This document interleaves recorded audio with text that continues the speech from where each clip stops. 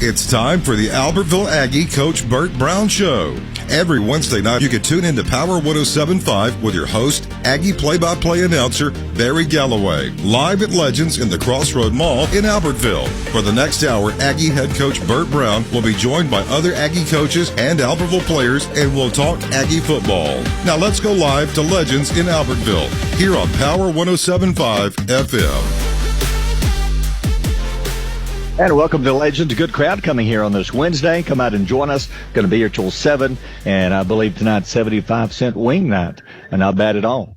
Hey, thank you again, Legends, for having us here each week. It was an unusual week, off week. Coach Browne, glad to have you back with us, sir. Great to be here.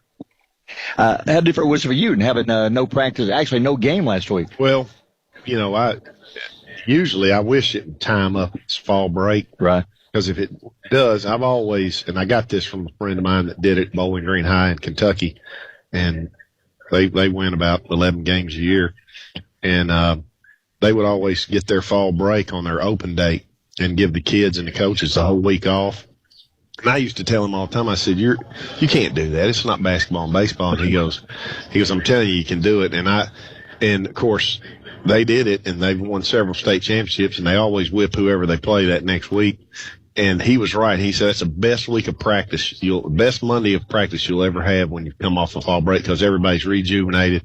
So, unfortunately, because we have so many dang region games in the state of Alabama, that you got 3 games, right? You know, so we've got to play region games through our fall break, and so we're going to be practicing in the morning during fall break, but you know, it's one of those deals where I think you can work on yourself a little bit. Of course, we prepared for Huntsville too, and we gave the kids a weekend off after the game. Came in Monday morning and watched the film and stuff. So we've been preparing for Huntsville Monday, Tuesday, and Wednesday of last week, and then all this week. And of course, we play tomorrow night, which a lot of people don't realize, because when I got the schedule, it had Friday. Right. Mm-hmm. Right. And so I turned that in, and that's on all the schedules. Well, I look at Huntsville's thing on Max Preps, and it says Thursday night, and I'm like, what? And this was, before the season started, but we already printed all the schedules. So a lot of people think we're playing Friday, but it is tomorrow night, and it is at Milton Frank. So we're excited about it. We'll talk more about Huntsville coming up. We'll let you get into your wings. We got some special guests joining us, 3 players. Tell us who you brought with you first of all. Mr. Jordan Phillips, our principal, is here tonight. He's going to talk about homecoming and then the school and some of the things going on in our wonderful school. And so, it's one of those things, like I said last week, I started thinking about it and thought, we need to start having all the principals from all the different schools in and let them talk about their school and that kind of thing, and kind of bring some awareness, I hope, to the community about what's going on in our school system. Yep. If you want to, Coach, we'll let you enjoy your meal while we talk to Mr. Phillips, and we'll grab the players. There you go, Jordan. There you go. There should be.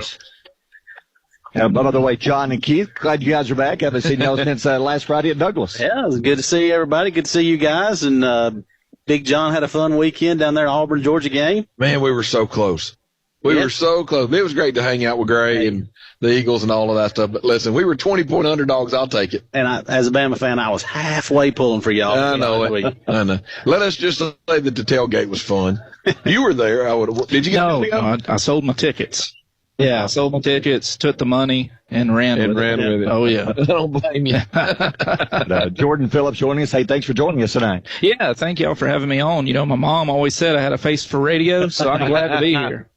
I get told that all the time. Already enjoyed a nice pregame meal here at Legends. Oh, yes. Yeah, the wings are great. So went for the hot wings, I understand. Hot wings all the time. Let's talk school, John. Well, one of the things that I'm noticing, is with the hire of Coach Browne, and we're going to talk about that in just a moment, and then the appointment of our new superintendent, a lot of great things, and then other coaches and other teachers as well. But one thing that I did want to ask is, it just seems to me that in the community, there's this renewed energy and vigor. even though the wins and losses might not be there yet, but this renewed energy and vigor in this program, in the school system, the whole 9 yards, are you seeing that in the hallways with your faculty, staff, students? What's the energy like at your school? Yeah, I mean, we've got a high energy at our school. AHS is rocking. We've had a lot going on in the month of September, some tragedies, and things like that. And this community is just great. They've wrapped their arms around us, loved on us, and we feel that. And it's just an amazing place to be. And walking through the hallways, I mean, we've got banners up, we've got kids excited, teachers are excited. We've had a really good start to the school year. First 9 weeks is ending Friday, and so report cards will be going home next week. So sorry guys if you got bad ones, but hey, should have done your work. But at the end of it, I mean, we're really blessed in Albertville City Schools. Best system I've ever worked in, and just proud to be a part of it. So obviously, once again, we lost a player. Yes. In JJ. Talk about JJ in the hallways as a student. We've talked about him as a football player, but I know that you had that relationship with him, just seeing him walking around in the hallway. Yeah, I mean, JJ was just an awesome kid, man. Always a smile on his face, always joking around. You lose a good kid like him, it makes an impact, and it's just terrible. And but our kids, they're resilient. They've come back from it. I mean, that Florence game, they played with a lot of heart, and and they played with it since. And it's an awesome opportunity to be able to get to be in these kids' lives. And then when one is cut short, it's a terrible feeling, and you lose a lot. So. And then our other tragedy, obviously, one of our cross-country runners was accidentally hit. Yes. Or there was a tragic accident that happened in Leha's his last name. Daniel. Daniel Leha. Can you give us any updates on Daniel's condition? Because it's been a week or so since I had any update. Yeah, I talked with Dad the other day. He's back at work, and so. Right now he's in a rehab facility. Right. So, that's where he's at right now, released from the hospital. I think he's, his goal is to make a 100% recovery. I think that's going to happen, and we'll probably see him, either in indoor track or definitely outdoor track. Awesome. Yes. That's awesome to hear. And he comes from a great family. Oh, yes. Leha's. Yes. I know, Dad's a teacher and Mom's a teacher at one of the schools. Yes. So, I coached his little brother in football many years ago, or his older brother in football many years ago, and they're a great bunch. I hate to just keep going back to the negative stuff that's happened, but you said, September, was just, it was just kind of a rocky road for us. And, so you got Miss Sheets' husband, who passed away not too long ago. True. I wanted to talk about him, but also, you kind of allude to it a little bit. Talk about, again, the community coming together with all these different things going on, and how supportive that's been for not only you, but the entire staff for Albertville City Schools. I mean, just for my experience, I mean, without the community, we have nothing. I mean, we're a big part of the community, being the high school and all the city school system, or all the city schools. But at the end of the day, this community is just awesome, and they've come out and they've showed out and really just wrapped their arms around us. Like I said, it's great driving into work every morning, seeing the storefronts and everything painted up with Go Aggies and Aggie Pride. I mean, it makes you feel good to be a part of something. Yeah. Well, and It really is. It's a special place. I grew up here and went to school here, and it really is just a special place. I want to talk to you a little bit about your staff. Mm-hmm. I've coached with or taught with or been affiliated with, I guess, all of them. Yes. With Tori Croft, Miss Snyder, and Coach. I'm blanking. Lambert. Coach Lambert, and then Coach Reeves. Yeah. I coached baseball with them, or taught with Miss Snyder, and just talk about that group that you've got right there. Seems like it'd probably take a lot off your plate and make your day a little bit easier. Yeah, I mean, you couldn't ask for a better supporting staff there with those guys. I mean, my APs are the heart and soul of what I do, and they're the brains behind the operation in a lot of sense. But you're telling me Tori Croft is the? No, I'm kidding. I'm kidding, Coach Croft. I'm kidding. Everybody's just great, man. As far as Miss Snyder and Mr. Reeves, we've we've been together the longest. Miss Snyder and I came in together as APs at the high school, and Mr. Reeves had been there for a while, and we have a really great bond. And then Torrey Croft, we brought him on a few years back, and he's our career tech guy, and he's helping a lot with that. And then Coach Lambert coming on as our AD and assistant principal has really taken a lot of load off of me as far as that's concerned, where I can be an instructional principal and not have to worry about some of the other things. So I know one thing: you could take 3 of them and put together a pretty darn good baseball staff. Oh, yes, you could. I learned more baseball with Coach Reeves. I didn't get to coach with Lambert. He came on, and I'd already stopped coaching baseball. But with Reeves and with Torrey, you talking about some baseball minds. Oh, I yes. mean, I learned more with those guys in those 2 years than I ever knew about baseball. Yes. And Coach, talk about, well, I call you Coach. Nah, that's all right. I was a coach one. I know, that's the reason why I call you Coach. So, quick question though. Obviously, we've kind of gone through your staff and all that stuff, but also a lot of other sports programs going on in the fall. We have volleyball going on. Yeah. Just talk about that, the band, just everything, the Fine Arts Center. I know some things are changing. We brought in a theater, kind of a theater program this year. So just kind of give us a well-rounded what's going on academically along with the other sports programs. So right now, we've got a lot of things going on. I mean, we're 100 miles an hour at the high school because you've got volleyball, you got flag football, ladies flag football. You've got cross country going on right now. Of course, the band's in full swing. Just had NAMI, an awesome show that they put on there with all the bands they invited. Jackson State performing at Aggie Stadium it was an amazing feat. We got a fishing team that's got tournaments going on every weekend. And actually had 1 or 2 or 3 of them off the fishing team last year and this year that are going to go fish at college next year. Yes, we have some collegiate fishers. Yeah, that's right. Yes. And so, we've got a lot of things going on, and, we've got great directors, great coaches. We've got people that are bought into the AHS Aggie Nation mantra, and we're showing that Aggie pride. Last question. Go ahead. No, go ahead. But I noticed Coach Brown's we got the 2-wing warning.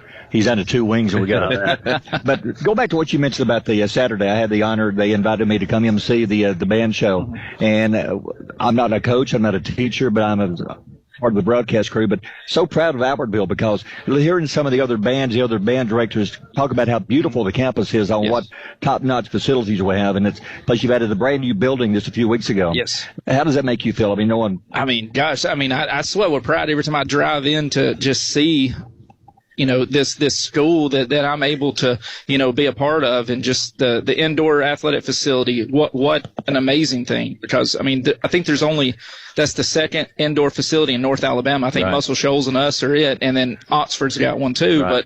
But that's it for the North Alabama. And and you talked about our band program, our fine arts program, theater, choir. We've got it going on, and like you said, we might not see the wins in all of our athletics, but we've got people who care. They love on our kids, and we're doing the right things the right way. One more thing, the band in 3 months heading to California again. That's awesome. Yeah, excited. I'm taking my whole family out with them. I'm going to have a great time and go watch a little bit of Rose Parade. And you just alluded to the indoor practice facility, the band getting a new facility. But then I know that there's some people that drive down whatever that road is that leads you down there where the other big building that's going on. McDonald Avenue, yeah. All right, so tell us about that big building and just what it's going to afford our kids. Yeah, so since I've been principal, we've had the indoor athletic facility. We have the Coliseum that's being reconstructed into the largest band hall in the state of Alabama for a high school. And then you've got the career tech facility that's going on. So all 3 of these projects have been going on since I've been principal, and it's been pretty hectic around our campus as far as moving things and moving people and everything like that, mobile units coming in. But once all these buildings are complete, we are going to have a top-notch career tech facility, the best band hall, and then I feel like the best athletic facilities around for sure. I think it's awesome. I know my wife's excited about the career tech. Oh, yes. Yeah, she opened it up to next year, so they're super excited about that. Jordan Phillips, honored to have you with us. You did a great job. Hey, thanks for joining us tonight. Yeah, thank you. All right, we're going to take a break and come back and talk to Coach Brown. He's put the wings away. We're going to talk some players also. Come out and join us. We're going to be at Legends till 7. It's the Coach Bert Browne Show here on Power 107.5.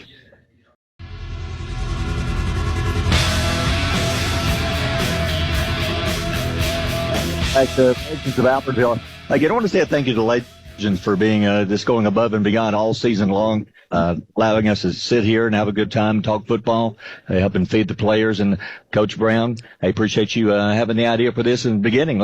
Here we are, halfway point of the season. Let me ask you, halfway point, of course, every coach, you want to be unbeaten at this point. We're not talking wins and losses. Talk about player development. Go back from the first day you walked into the program to what you've seen right now. What do you think? Well, I've said this many times. The first day that we did our little Red Dawn that I did in April on 6:30 deal on the field, I left the field that morning and I called my wife and said, man, I think I've made a mistake because it was bad. And she goes, what? And I go, I'm telling you, we looked like Ned and the third grade reader. I mean, it was bad. And I told the kids that. I said, I'm never going to lie to you. I'm going to tell you how bad this looks. I said, it looks absolutely awful. And you're going to have to pick up everything. I mean, the culture, that's the biggest thing, the biggest change that we've had is the culture. There is no walking on the field. There's no, and I'm the one yelling it. And I tell the coaches all the time, I shouldn't be the only one doing this, So, I want the coaches to do that, and they've been doing that. So, but our kids have come a long way. But now I'm going to tell you that first day, it was bad. I'm not going to lie to you. But we've come light years from it. And it's because, we said we'd be demanding. And I've told the coaches, I said, it's just like if you walk by a piece of trash on the ground. When I do it, I have always had to go back and get it because I feel bad, So I said, when you see a kid not doing what he's supposed to do, get on that kid. Don't let him not do it. Don't be lazy.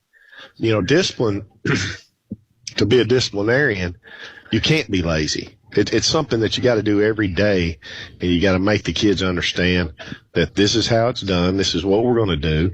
And, when we lost some kids along the way that didn't want to do that, didn't want to do those things, which is, hey, that's fine. That's your prerogative.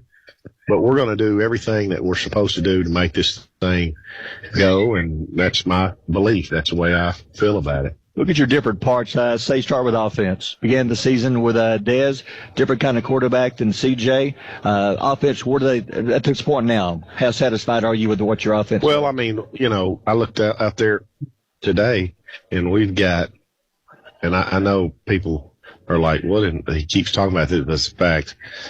We got 5 guys up front that are sophomores and a senior tackle. So we got a tight end's a sophomore, tackle's a sophomore, guard's a sophomore, center's a sophomore, guard that's a sophomore. And, I'm looking at that, and then we got an 8th grader back there calling for the snap.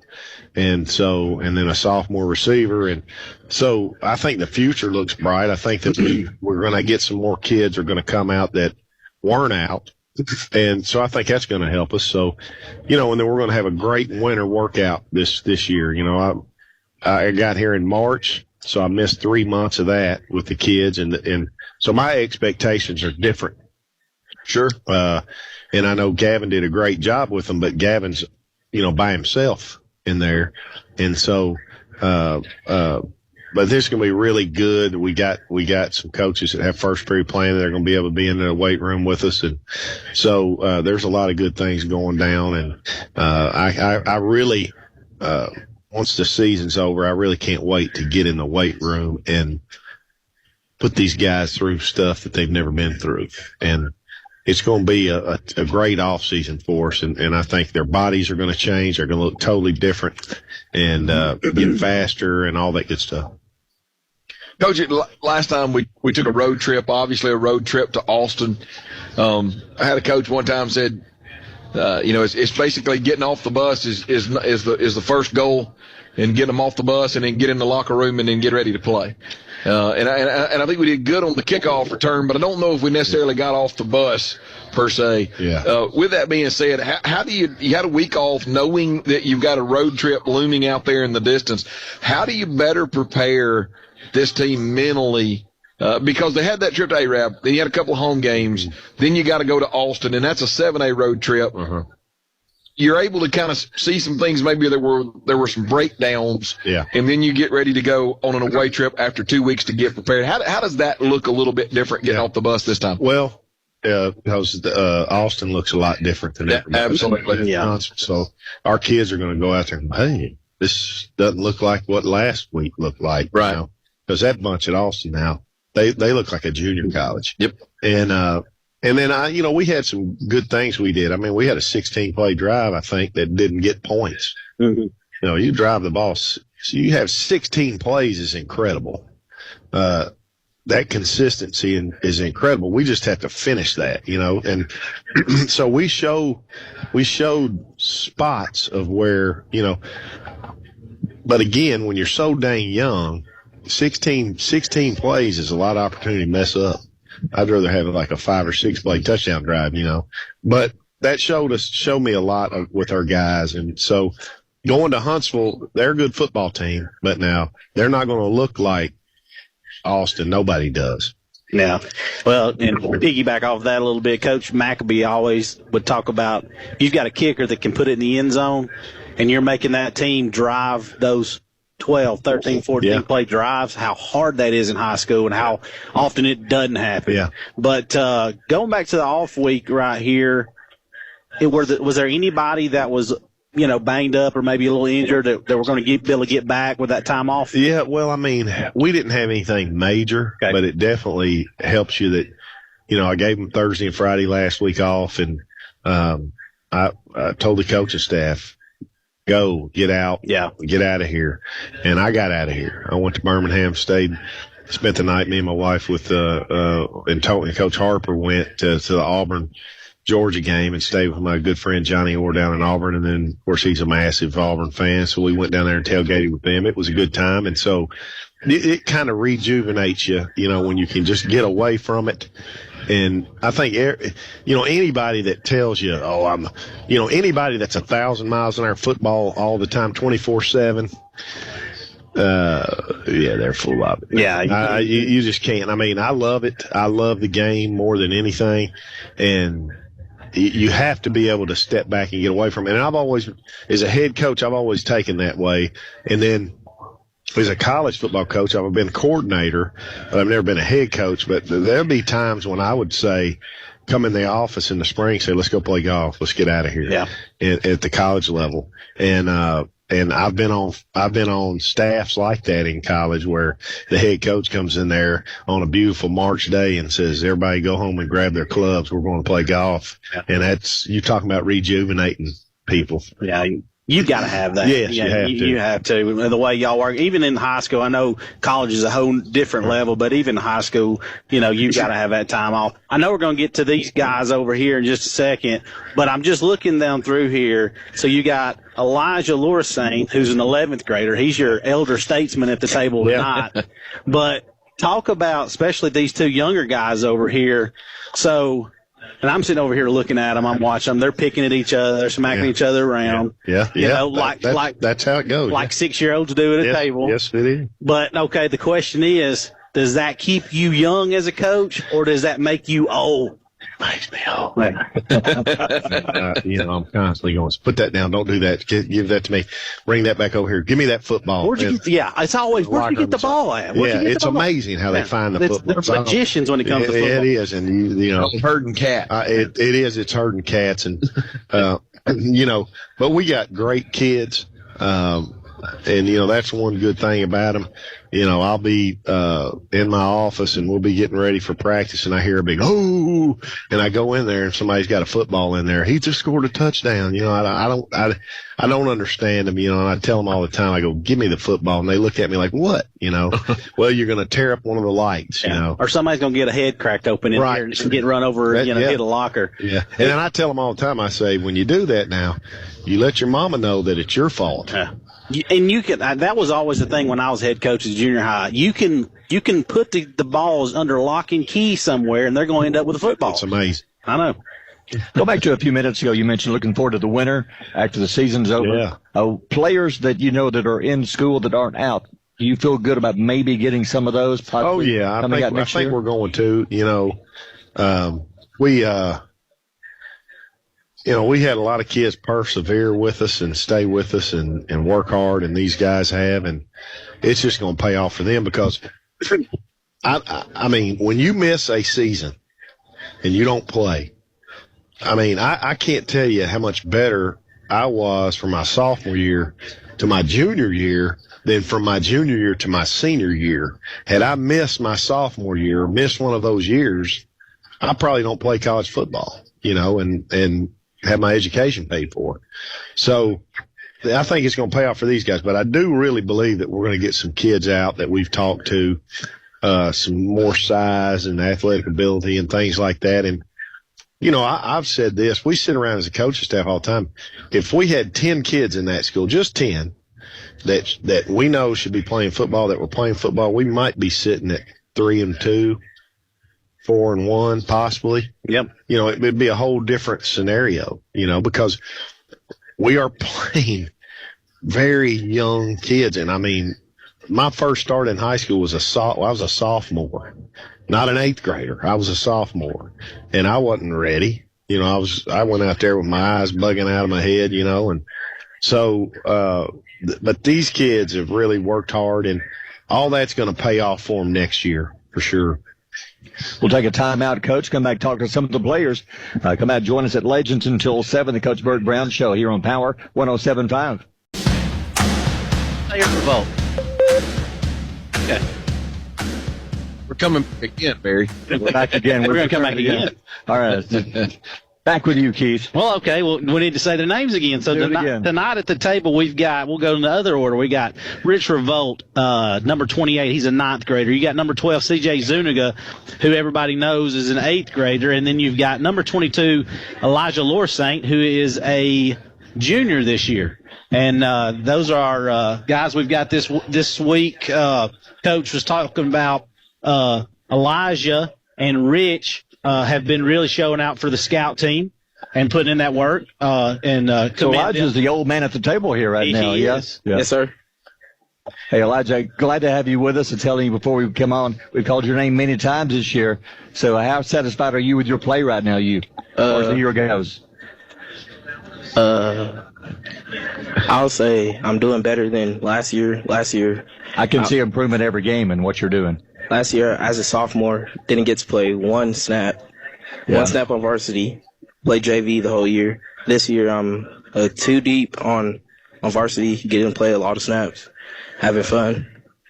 Well, it's and that's usually how it works. So usually you got some of those sophomores that'll get to play as 10th graders, but not very many. And then when you get to be a junior and senior, of course, you're getting field time. It doesn't usually work like what we got going over here, and we've talked about it a bunch.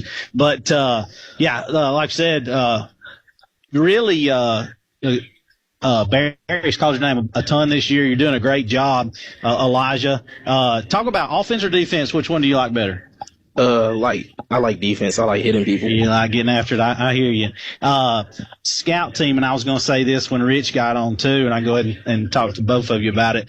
When I was coaching varsity ball, one of my jobs was to run scout team, and that's a place where you can really get noticed. Going out there and busting your tail and doing what you're supposed to do and giving those guys a good look.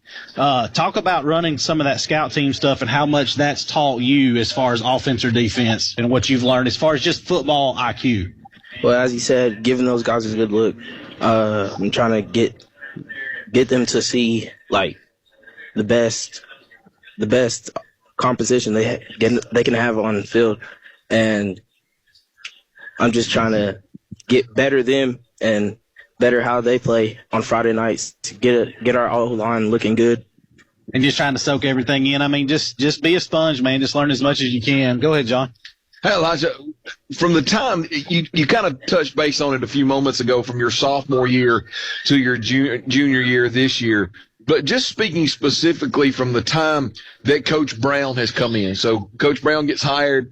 He is now your head football coach. I'm sure you vividly remember that day when he addressed the team and the players.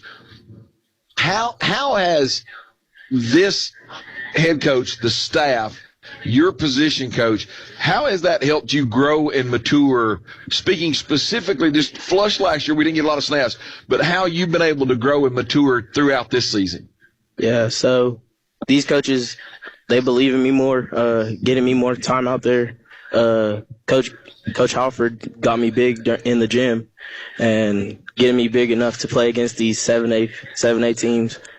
And yeah, so who's your position coach? Coach Oliver. Coach Oliver. So you're down on the defensive front. Yes, sir. Right. So talk to me about 7A defensive front. Yeah, it's down there with the hog mollies is what I call them. Way bigger. Last week I had to play 6'4" lineman at tackle. It's kind of fun. Them not knowing how fast I am and how fast I can get off the ball and give them better pass rush. Real quick, before Barry goes, how intense is Coach Oliver? Coach Oliver, he can be intense. Yes, sir. Yeah. He's Coach Oliver can catch another gear sometimes. Yeah, we love him, but he's a different cat. Got to ask you the fun questions. What about athletes in sports like you like to watch? Who's your favorite athlete? Doesn't have to be football, any sport at all. Who do you like? My favorite athlete right now is Marco Parsons. This year I started out as a running back, switching to D-line. You know him. He started out at linebacker, switching to edge rusher, and I just take a lot from him in my pass rush and getting after the quarterback. What about music? We've had E-Man tell us, everybody says he's lying when he tells us who he likes, but what about you? What kind of music do you like to listen to? Me, I like Kendrick Lamar, Kanye West. There you go. People like them. Elijah, you're doing a great job, man. It's fun to watch you grow from week to week, and looking forward to see you Friday night, or tomorrow night, rather, Thursday night. Yes, sir. All right, thanks, Elijah. We'll pass it on over now. Who's now with CJ? They're both pointing. Okay. Playing rocks, paper, scissors. Yeah. Who gets it next? I think we have Rich Revolt. Rich, how you doing? I'm doing good. So how are the wings? You finished eating it? Good stuff? No, sir. I'm saving it for, How hot are the wings did you go for? What kind of temp? They're honey barbecue. oh no, they're giving it. Oh no, now they're getting on him. Yeah, when you get home though, you gotta try to keep Des from eating them and all that. So good luck with all that. That's when you like to say, man, they're the hottest they got back in the kitchen. They asked them to bring me the heat. Yes, sir. So hey, thanks for joining us. So what about your season so far? Have you enjoyed this year? I actually have. It's actually getting better, to be honest. And I'm liking the new coaches and what they're doing and stuff, and I'm liking our looks and stuff, and I love giving the varsity players good looks, especially Xavier. He's my go-to to hit. I just love hitting. I just love that. Yeah, he's a big dude to try to take on for sure. Yes, sir, and Laredo. Yeah, and Laredo doesn't try to miss anybody. He wants to hit everybody. Yeah. All right. So, like I was talking to him about, man, just keep working on the scout team. It's a good way to get noticed. I remember watching you last year. I was watching Braylon, my nephew, play, and watching you run the football in 8th grade. Yes, sir. You had some really big games, and you're coming along. You're doing a lot better in that aspect. Do you really like playing running back? Yes, sir. I actually do. I love scoring. Hey. Rich, let me say, when you get out of school, you may want to take John's place. Your voice, man, you got like a radio voice here. I like it. Yeah. I've actually gotten that before by my teacher, Miss Fleming. Yeah. I can see it, can't you? Absolutely. It's got that smooth that you need to go into, when you go to college somewhere, go into radio and TV broadcasting. I think you got a career at it. I really do. Yes, sir. Hey, speaking of, really quick question. You talk about maturing as this season. You're getting better as this season. We talked to Coach Browne a few moments ago about getting off the bus in Austin, right? Well, tomorrow night you got to get off the bus at Grissom. What are you expecting out of yourself and those people around you when you get off the bus and you take the field at Milton Frank Stadium tomorrow night? For me, my expectations for me are to just not stop my feet when I'm running and just keep on going and just doing what I can to get those extra yards is what all that matters to me. Ooh. And just getting the win, basically. I've got one quick one. So, if you and Dez team up, can y'all take Franskilo? Be honest. I mean, he's listening. You gonna make him mad? I mean, I don't. It goes both ways. My money, if I'm betting, I don't know. If I'm betting, my money's on Franskilo. Yeah. He's really aggressive. Yeah. I think I got that side from him mostly. Yeah, he every time I see him, I give him a big hug. I love that guy. He was a lot of fun to coach. When somebody asks you a question like that, next time go. So that makes it sound like you're breaking up. Go ahead, Barry. Rich, what about you? Favorite athlete? Who you like to watch in sports?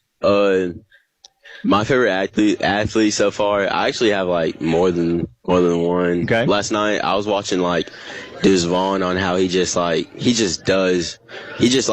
tiny and stuff, but he just doesn't care and he does it. And like his like cuss when he like plants his foot and he plants his foot and just goes straight inside and stuff, and he just keeps going and like doesn't stop his feet. And the other one is Marshawn Lynch. He's just a bull. Yep. He doesn't care who he's up against, and he'll just go. If you combine those two, man, that becomes you. You'll be playing college and NFL one day if you can combine those two. Yes, sir. I'm working on that. That's my goal. What's your favorite music to listen to? Who do you like to listen to? I like to listen to Yeet. Y'all probably don't know who that is. We do. Oh, for real? Yeah. Yes, sir. I like to listen to him to get fired up a little bit. Okay. I'll have to go back on my playlist a little bit because I like a little here and there. It depends on my mood, you know. Yeah, that's really all. Well, appreciate you joining us. Hope you enjoy the wings. We got to pass it down to you right now. Thank you. Hey, thanks, Rich. That's Rich Rowe. All right, now. Been waiting for this guy for a while. I've got to hurry because I think he's got to get home for a curfew here. Okay? 15 minutes. You got to be home. CJ Zuniga. CJ, hey, thanks for joining us, man. Thanks for having me. Yeah. So the youngest guy at the table. How does that feel when you walk onto the field for practice? You know, it feels good to be the youngest out there and be able to compete with the other guys. Well, I got to tell you, you've really opened our eyes, and you are fun to watch. We can see a ton of talent in you, and we can't wait to see what you can continue doing down the road. Yes, sir. So what about the coaching side? You got some of the best coaches you could ever ask for coaching you. How does that feel? It feels really great. Like, I'm actually glad that I got a coach like him and Coach Karcher, because without them, I wouldn't be where I am right now. You know, you got to thank God, too. Yeah. Because without him, you won't be where you are right now. Love your attitude. That is awesome. Sir. And CJ, you just alluded to something that I think, I was never a quarterback ever had the body to be a quarterback. But I could just imagine if I was a quarterback and you told me that I was a 8th grader, 9th grader, whatever, and you said, hey, oh, by the way, your head coach over there, your head coach was a quarterback. Your position coach and offensive coordinator not only was a quarterback in college, but also coached quarterbacks in college, was a head coach, but then was also, an NFL quarterback for the Denver Broncos. So I want you to take the audience into the room with you and Coach Karcher when you're looking at film and then out there on the field. What's it like to be coached by someone who has that type of credentials and the stuff that you're learning as an 8th grader? Maybe that was a way big question. Yeah. All right, so let me slide it down for you. What's Coach Karcher teaching you when you look at film in the film room? You know, my footwork is not the best right now, so that's what we're kind of trying to work on, and like catching the ball, because when I like drop the ball a lot. Right. So he's just trying to like give me better footwork, because he knows I have the arm. Like I have the arm, I just got to get the accuracy down, the footwork, and just focus on catching the ball. So be honest. So when they start talking, sometimes does it just absolutely blow your mind? Does it just go fly over your head? Yeah, I'd be like confused sometimes. It's supposed to, because you're an 8th grader, okay? So don't worry about it. Man, I tell you who you look like sometime, and this is going to be high praise, okay? But you look like Patrick Mahomes a little bit, because you're running and you're throwing it sidearm, or you're running, you're throwing across your body, you do crazy stuff. Is it something you're thinking about, or is it just natural? It's just natural. I don't think about it, even though Coach Karcher gets on me about it. Yeah. Because he tells me I'm not none of them. I'm nowhere near them. Yeah. But it's just like a habit, because, I play baseball also, so, when you field, like fielders don't ever throw over, they throw sidearm, so I'm just used to it. Yeah, so you throw it from all kind of angles, and that's flashing, and obviously you need to do the fundamental things, but I would say, not as your coach, don't cut out all the other stuff, because that's what makes you a special player, and you can see where that'll develop in the future, and you'll be able to make plays doing that kind of stuff. But don't do it all the time, okay? Don't get me in trouble. CJ, before Barry asks you all the really cool questions, final question. When you started as an 8th grader, right? You're still an 8th grader, but I say maturity level, you're beyond an 8th grade status now. Tell us what it was like the first start. I'm sure those eyes are big, like, holy mackerel, those are some big dudes, even talking about Arab. But what's it like now when you come to the line of scrimmage and you're looking at these players and you're looking at the other team, and Coach Carter's told you kind of what to look at? What's it like now in week 6, and especially coming off of an off week? What's it like in your mindset now in week 6? You know, them guys that we play against are huge. Like, compared to me, like, every time I get hit and I get tackled, they hurt sometimes, but, like, you get used to them, but, like, you get used to it, and then, like, you just don't, like, care about getting hit no more. That's how I see it. Cool. How did it feel the first time you walked onto the field at Aggie Stadium and Coach Browne said, okay, you're the quarterback? You look around in this huge, beautiful stadium, and you're the man out there, quarterback. How cool was that? It was actually really cool. See, when I'm in a game, I don't hear the crowd. Really? Yeah. No, I don't focus on them. So because I don't listen to what people think about me, because they're not doing what I'm doing. Exactly. Nobody is. Exactly right. I would say there's not a whole lot of 8th graders playing quarterback in Alabama, in the country. And what John was talking about right there, from your first snap at quarterback till now, do you feel more comfortable when you're walking up the line of scrimmage? Because we can kind of tell you look more comfortable. Yeah, I feel way more comfortable. Like, against Boaz, like, I've always been somebody that I just want to hit somebody. And, you know, Coach Browne won't let me play defense. I beg him to, like, at least my senior year, let me play defense. But, yeah, my first snap on varsity, I was, like, a little nervous. But then from, like, now I'm just, like, it's football. So I feel good now.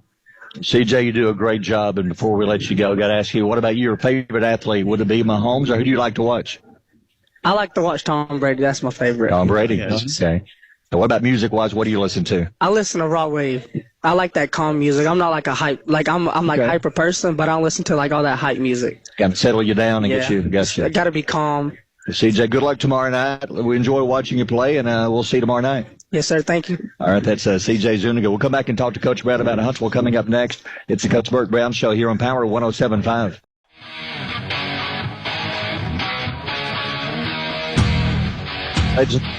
Coach Bert Browne Show. Coach, let's talk Huntsville. We've seen some very good Huntsville area teams. How does Huntsville compare to Austin, Sparkman, and Florence? They're not as big. And I don't think they're as fast. Now, they got some skill, and they've got some big kids, but now the last 3 weeks, guys, we have seen some big, athletic, fast football teams.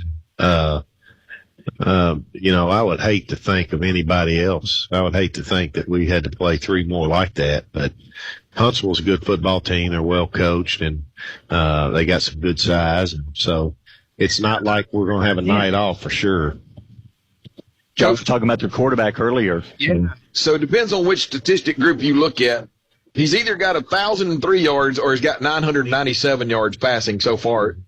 6 yards different. I told everybody when I was talking today to some folks, I said, let's just put it in the middle. Dude's 1,000-yard passer here at the midweek of the season. Right. Obviously, you've watched film on him. Jax McClung is his name. We're going to get to talk about him tomorrow night. Not a great scrambler. No. I mean, not a great with his feet. Has an impeccable arm, though, and good placement of the football. Talk about when you and Coach Harper get together and you look at defending somebody that's kind of, I guess, would you call him kind of a prototypical pocket passer? Yeah, I mean, he can move around a little bit. He's got a kind of a different throwing motion, but he's very accurate, I think. And, when he gets it out, he's got it down a little low for me. I always want him up here with the football by your ear, and so you can get it out fast. But he got it low, but he does get it out fast. So it comes up and out fast.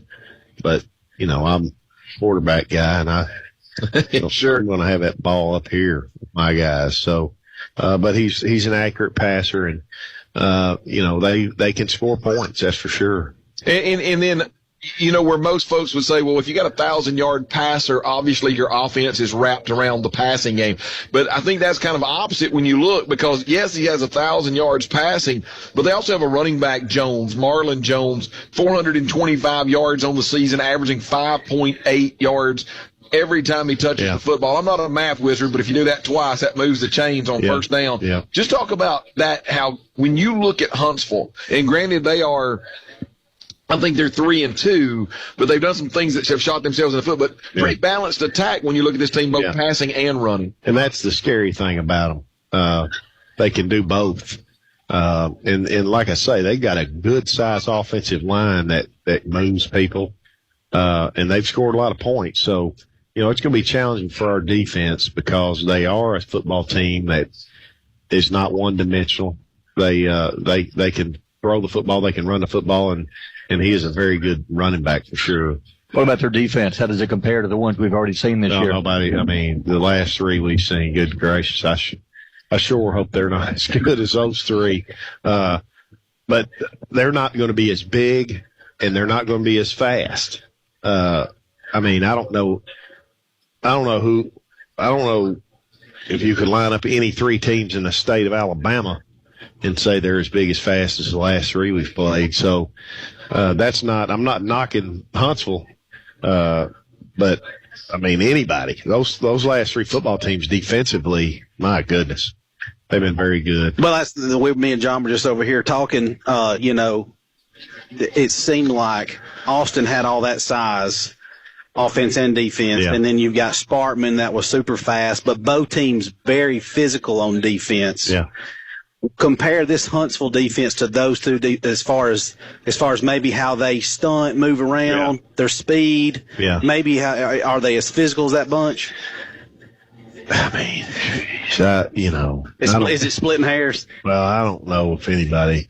I'm telling you, I don't think Huntsville's defense is as physical as the last two you've played. No, and I don't know how Austin lost a game. I really don't. Shooting themselves in the foot. And good gracious sakes, I'm telling you, golly. Austin got beat by Sparkman, 21-18? I hope our kids go out there and go, okay, this is more like it. Doable. Yeah, because, guys, Austin had their offensive defensive line warming up down in the end zone right by our locker room. We had to run right by that, reckon that was a little intimidation out of the gate. I'm thinking, geez, man, I've seen a lot of big football teams when recruiting and going out and watching Friday nights all over the Southeast. And that was a big physical football team. So, and Huntsville's got, again, they got some big kids, but now they're not nearly, I don't think there's 4 teams in the state of Alabama or the Southeast United States that are as bigger than that. Is the key for you tomorrow night keeping it 7, 8, 9, 10 play drive? Well, I hope that we can have a couple big plays. We need a couple big plays for touchdowns, and we need to drive it a little bit and maintain the football and make them get impatient offensively to where they want to throw the ball down the field and do things because they haven't had it.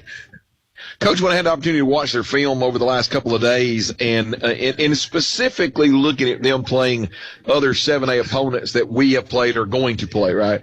One thing that I noticed is that both of those teams, when they were methodical and moved the ball off, a great mix of the run and the pass, that they were able to move the ball on this Huntsville defense, and they were able to do it in chunk. Not chunk plays, but just methodically down the field. So you and Coach Karcher are sitting there along with your offensive staff putting a game plan together. What does that game plan look like? Because I know y'all looked at that film and broke it down much better than I did. Yeah, well, they do some things in their schematically in their secondary that might give us a couple things that we think we can take advantage of. I know that Ken's going to take advantage of that stuff. But we can't. We need to limit turnovers. We don't need 4 turnovers. We don't need to jump off sides. We don't need all that stuff. So, for us, I'd like to see, I mean, like I say, against Austin, we had a 16-play drive that come away with no points. So I would love to see us have 10 and 12-play drives, because I think what that would do for us is that would make the Huntsville offense want to, hey, we need to score, right. You know, and maybe push some things and do some things that they rarely wouldn't do, trying to get on the board fast and maybe throw incompletion on first down, incompletion on second down. Now it's 3rd and 10. Right. You know? Right. How does our offensive line, and I know we talked about including the tight end, you've got the 4 sophomores or 5 sophomores, and then you've got Kitchens, who's holding it down as the only senior. How do they match up against their defensive line? Well, much better than last week, I think. But we are still at a size disadvantage. Huntsville's got some good-sized kids, but we're not going to see a 300-pound nose that comes off the ball like a cat, you know. So I'm hoping, like I say, that our kids have gone out there and played 3 great opponents defensively, and now they're like, okay, you know, you can say, well, I wish we played these guys at the end of the season so we had a chance to get better as we go. But we were thrown right into the fire early, so hopefully that's made us a lot better football team, and maybe we'll be able to show that tomorrow night. Didn't we have real quick, John, didn't we have a guard that got banged up maybe 2 games ago, and you had a younger guy coming in? Well, we're young all over the place when it comes to the O-line, but we're relatively healthy now, and so we're good to go. Coach, final question from me for the night. Obviously, when you said they got some big old boys over there on the offensive front, averaging 6'2", 253, goes anywhere from 280 down to 225 when you go, but the average is about 250, 6'2", 253. Talk about when you're, because I asked you to put on Coach Karcher over the offensive side, the defensive side. What does Coach Harper do? And to me, not the greatest of all footwork with their offensive line. Yeah. Do you stunt? Do you blitz? I mean, because you've got that quarterback back there. This kid's got an arm. How do you pick your Well, I poison, think you try to get him off his spot, you know, defensively. I think that's what we're going to try to do, get him moving, having to move around and do some things. And really and truly, we have to do that defensively because we don't have the strength up front right now that we need at this level to just have a 3-man pass rush or a 4-man pass rush and get to the passer. So we've got to move and run some games up front and do some things like that to get that pressure. Because we're just not a football team at this time that can rush 3 and have one guy that's a great pass rusher, you know. And that's something that I think the offseason is going to do for us and help us tremendously, the weight room. And like I say, we have several coaches that have first period planning that'll be able to be in that. The weight room is extremely important in the off season, and it's important to have coaches in there and push those kids and make those kids, you know, understand that this is a business here. We're in this weight room just like playing a Friday night game. That's what it is every day that you're in that weight room to make our kids better. So yeah, we're going to do, I think Tony's got some things planned that, you know, I'm sure that they've seen. You know, their offensive coordinator, Rip Flippo, was a quarterback at Tennessee Tech before I got there. And when I transferred in from playing 1 year at junior college, he transferred out. So we got kind of a Tennessee Tech connection there. Unique name. I'm pretty sure he coached here. Sure did. Yeah. Just real quick, Coach, you got your number 1 fan back here, Chase Bynum. I know when we're going to get him on the radio sometime this year because he's always sitting over my shoulder breathing. Always back of my head. Yeah, I kept telling him, I say, you know, Chase, gotta get on here by give me a reason. Your achievement. Yeah. He's been here so much. He got a legend punch card now because you have every Wednesday. I mean, he's making faces at me. He thinks that bothers me. Well, going back to their coaches real quick, and Coach Freeman's an NFL guy too. So I mean, the coaching staff your coaching staff that you've assembled, the coaching staff that he has assembled, man, that's a who's who of who you'd like to be coached under and play for. Yeah, it is, and that's one of the things when I got the job, I was looking around trying to get guys that I felt like would be able to coach coaches, teach coaches, and coaches learn from those guys and from me. And I always say coach like a college coach, man. And a college coach is coaching his butt off, because when you're a college football coach, you get fired at Christmas. And then there's no Christmas for mama and the kids. I mean, that's just the cold, hard reality of college coaches. So when you're a college football coach, man, you're coming to work every day, working 16 hours a day and busting your tail. So that's what I talk to our guys about. Let's coach like college coaches, man. You're constantly on the move. You're constantly coaching. If it's 5 seconds and then we're to the next play. And so, we want to be up tempo as coaches because that brings energy to the kids. Yep. Well, Coach, we're out of time. Time flies. We were talking football. Hey, enjoyed it again. Thanks for joining us. Hey, thank you guys for having me, and thanks for putting this on, and thank Legends for having us. And I think it's a great thing for our community, for the kids, and all that good stuff. And thanks to Jordan Phillips for joining us. Been sitting here soaking all this in. Hey, you did a great job on. He may be a new color guy. I don't know. John feels threatened. Yeah. Hey, Coach, we'll see you tomorrow night. All right, man. Thanks. All right. Join us next week. We'll be back here at 6. For homecoming. Yeah, that's right. Homecoming. That's right. Yep. Coach Bert Browne Show. We'll talk to you next week. Until tomorrow night, for John Glad and Keith Ball, I'm Barry Galloway. Have a good night, everybody.